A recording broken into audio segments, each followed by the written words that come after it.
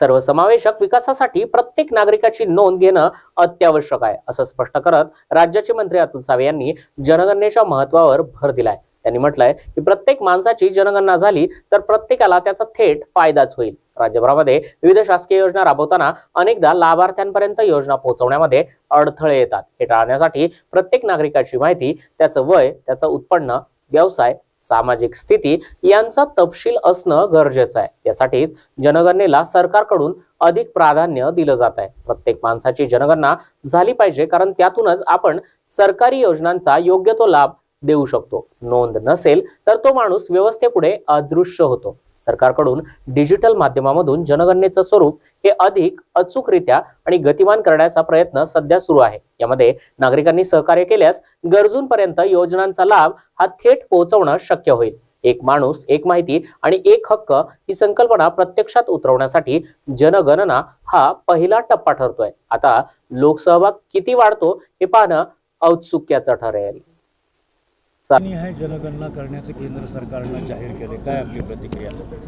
अनेक वर्षापासून अनेक संघटना जातीने या जनगणना व्हावी अशी मागणी करत होते आणि काल शासनाने जो निर्णय घेतला हा सर्व देशभरामध्ये प्रत्येक घटकातल्या माणसाची जनगणना जर झाली नागरिकाची तर नक्कीच येणाऱ्या काळामध्ये जे काही सरकारच्या माध्यमातून योजना केल्या जातात त्यामुळे विविध गटातील मग ओबीसी असेल, भटक्या विमुक्त असतील, SC असतील, SC BT असतील, या सगळ्यांना त्याचा नक्कीच फायदा होणार आहे आणि मला वाटते की जो निर्णय शासनाने घेतला तो अतिशय चांगला आहे। काय फायदा होईल असं आपल्याला वाटतं? अनेक जनगणना झाल्यावर आता कसं असते, रिझर्वेशनच्या वेळेस अनेक गोष्टीमध्ये क्लिअरिटी नसते।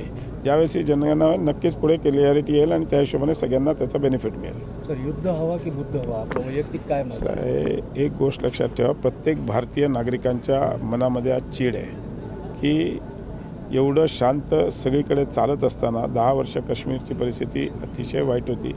माननीय मोदीजी, माननीय अमितभाई शाह यांनी तिकडे शांतता हे करून सगळं टुरिझम वाढलं होतं। आज काश्मीरमध्ये पण अनेक मुस्लिम बांधव राहतात आणि आज त्यांची आर्थिक उलाढाल ह्या सगळ्या आतंकवादी हल्ल्यामुळे परिस्थितीवर गंभीर प्रश्न उभा राहिलेला आहे आणि अशा परिस्थितीमध्ये नक्कीच माननीय मोदीजी जो काही निर्णय घेतील किंवा देशाचे लष्करी हे म्हणजे आमचे राजनाथ सिंग जी असतील, जो काही निर्णय घेतील तो आम्ही सर्व भारताचे नागरिक आम्ही एकदम पूर्णपणे त्यांच्या पाठीमागे उभा राहून त्याला स्वीकार करू।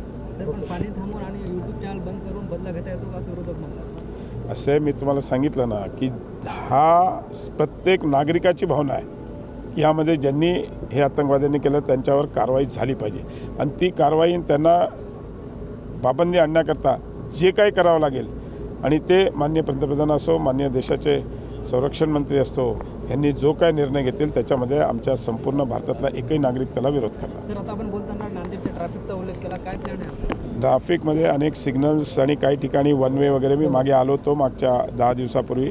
त्या दिवशी महापालिका आणि पोलीस आयुक्तांबरोबर मी बैठक घेतली होती आणि त्या बैठकीमध्ये ओव्हरऑल जे माझ्या लक्षात आलं त्याच्यावर आम्ही आता उपाययोजना तयार करायला सांगितली आणि लवकरच ती मंजूर करू।